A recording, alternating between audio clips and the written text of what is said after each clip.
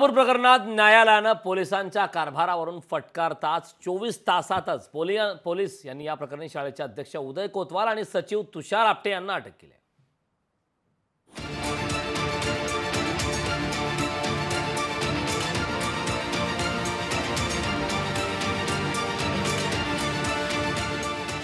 बदलापुरातील एका नामांकित शाळेत झालेल्या चिमुकल्यांवरील अत्याचार प्रकरणी उच्च न्यायालयात झालेल्या सुनावणी दरम्यान शाळेचे अध्यक्ष आणि सचिवाचा अटकपूर्व जामीन फेटाळत न्यायालयानं पोलिसांच्या कारभारावर फटकारताच 24 तासातच पोलिसांनी या प्रकरणी शाळेचे अध्यक्ष उदय कोतवाल आणि सचिव तुषार आपटे यांना अटक केली आहे. उल्हासनगर परिमंडळ 4च्या पोलिसांनी कर्जत इथून त्यांना ताब्यात घेतलं. देशभरात खळबळ माजलेल्या बदलापूर प्रकरणी पालकांनी शाळा प्रशासनाला जबाबदार धरलं होतं. शाळेच्या मुख्याध्यापिका, संस्थेचे अध्यक्ष आणि सचिवांनी या संदर्भात दुर्लक्ष केलं असा पालकांचा आरोप होता.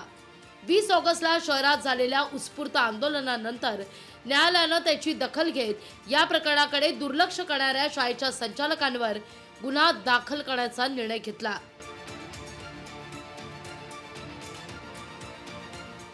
दरम्यान या प्रकरणी पहिल्या दिवसांपासून फडणवीस स्पष्ट भूमिका घेत असून महिलांच्या घटना सरकारच्या अजेंड्यावर असल्याची माहिती चित्रा वाघ यांनी दिली आहे. पहिल्या दिवसापासून यामध्ये राज्याचे गृहमंत्री आणि उपमुख्यमंत्री देवेंद्रजी यांनी अतिशय स्पष्ट भूमिका घेतलेली आहे. कुणालाही पाठीशी घालणार नाही.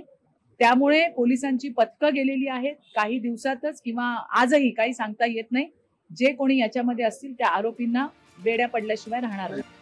तर या प्रकरणी न्यायालय योग्य ती शिक्षा करेल अशी प्रतिक्रिया दीपक केसरकर देत आहेत. ताबडतोब कळवायला पाहिजे होतं, ताबडतोब अटक व्हायला पाहिजे होती, कारवाई व्हायला पाहिजे. त्यांनी जी दिरंगाई केली त्या दिरंगाईपोटी त्यांना जी शिक्षा आहे ती कोर्ट देईल आणि त्याच्यामुळे याच्या पुढच्या काळामध्ये असं करण्याची हिंमत कुठल्याही संस्था चालकाची होणार नाही.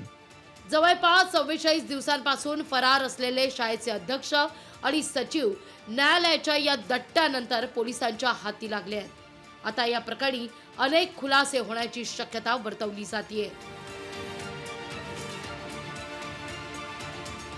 बदलापूरहून किरण तेलगोटेसह ब्युरो रिपोर्ट, लोकशाही मराठी, मुंबई. लोकशाही मराठी ऐका, पहा, जागरूक रहा.